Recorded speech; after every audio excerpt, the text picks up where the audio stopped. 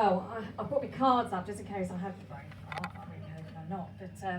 But yeah, so it's been really nice and hot and sunny, and we all know what happens when it gets hot and sunny. The stud muffins are walking around with their shirts on.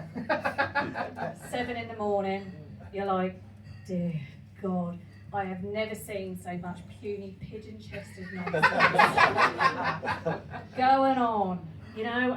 And usually I'm trying to drive to work, and I don't have breakfast no more because that's put me off now. It gives me a bit of a stomach upset, you know, because they've been for breakfast. They're carrying it with them.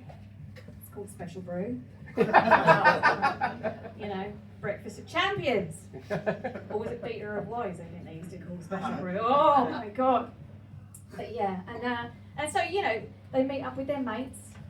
They go uptown, you know, parade around. I think they used to call it peacocking at one point. I just think they're a bunch of cocks, quite frankly.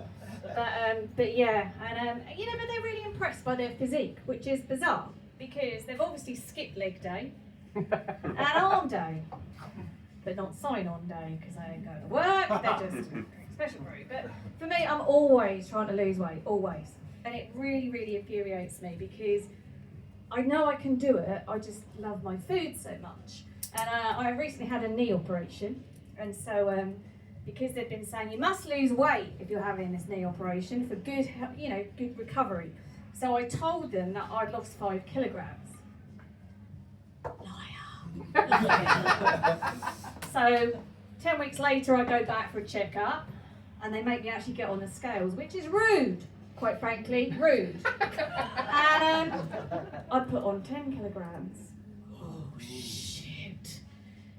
And the surgeon's going, oh dear. And I went, oh no, it's fine. I'm pregnant.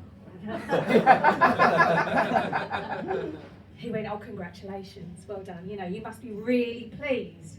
I went, yeah, I am pleased. It's bloody baby Jesus, for crying out loud. But yeah, so and the GP said to me, do you know what? You've got to lose weight. So you know, the GP, you've got to put some effort in, which is no, I don't really want to. She says to me, how high is your BMI? And I went, I have no idea, darling, but you start the song and I'll join in at the chorus. And she said, you've got type 2 diabetes. And we all know type 2 is the shittest number in the world, quite frankly. But so she said, well, you know, well, you're going to have to do something. What about exercise? And I said, well, I've got a gym membership. I've definitely got one. But I have a bit of a struggle because there seems to be a problem. You know, there's like an invisible force field around that bugger. Something to do with it being next to McDonald's. It's a slight problem. And so I'm like, well, you know, if I go to the gym, I like to have a snack afterwards because that's only fair, right? And it's in the middle of a retail park. Breakfast workout, breakfast baguette. Mid-morning workout, cheeky little Costa coffee with a little snack. Lunch workout, yeah, I could have a meal deal. Thanks, right. In the afternoon, it might be a donut. Greg's is just a bit further out. And in the evening, obviously, if it's an evening meal, that'd be a doner kebab, right? So you know, you have to pick your choice. And I'm like, yeah, no, it's just a bit difficult. I will try my best.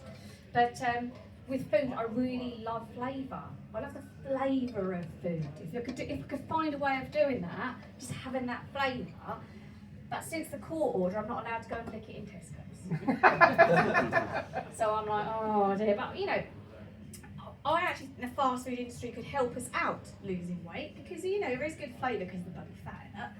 And so I have come up with this really good idea, and it's called a 30-minute meal deal. 30-minute meal deal. They lump in loads of gluten into the bun and laxative into the burger. 30 minutes, think about it. If you're gluten intolerant, it's probably a 10-minute meal deal. And if they ask you, do you want to go large, you better eat that bugger sitting on the pan.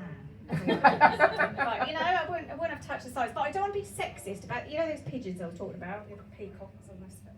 Not being sexist because the girls are exactly the same. Not us more refined, mature ladies, but the young girls. There's a crop top, there's a mini skirt. There's a cough. And as soon as there's a hint of sun, they're out there trying to get their, their suntan on, which is bizarre because all of their faces are orange. But I don't get the flesh out, these days. I'm that little bit older. I have to wait till I go on holiday to a place far, far away.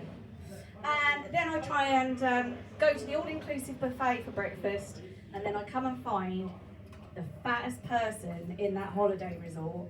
My sunbed is the one next to them because I'm looking as skinny as fuck whilst drinking my morning beer and waiting for the snack bar to open. And the general alert has gone out to Jet 2 that I've eaten my body weight twice already that week, so they've got to put extra fuel in. But I've been Irene Serene. Thank you very much for your time. Thank you, Irene. Eileen Serene, what a great name. Now, I love Weight Watchers for one. The reason I love Weight Watchers, where I used to come from in Welwyn Garden City, Weight Watchers was on a Thursday, and after Thursday, I used to go down to the pub on a Thursday, but I knew they finished about 8:30, so I'd get my last pint in, go to the kebab shop, because every single woman after that Thursday would treat themselves to a kebab at the shop, and their self-esteem is so low, it was easy pickings. So Weight Watchers was good for me, it was like a Match.com right there. So, oh babe, do you want a bit of chilli sauce on that? They used to love it, I swear to you. Now, speaking about peacocking, I've just got my 16-year-old and all his friends around my house at the moment. Two of them have got their shirts out with their vests off and all sorts of stuff, and they're ripped. For 16-year-olds, absolutely ripped. But peacocking means something else to me, so I peacock in front of my wife. That's because I have got the cock the size of a pea. But it's true, and I know you're looking, but I pack that out with a flannel, and I do have a very large foreskin, right? So it sort of wraps around. So my wife's going through perimenopause at the moment, so you can imagine what the heat's like for her at the moment. It's so hot, so she has this massive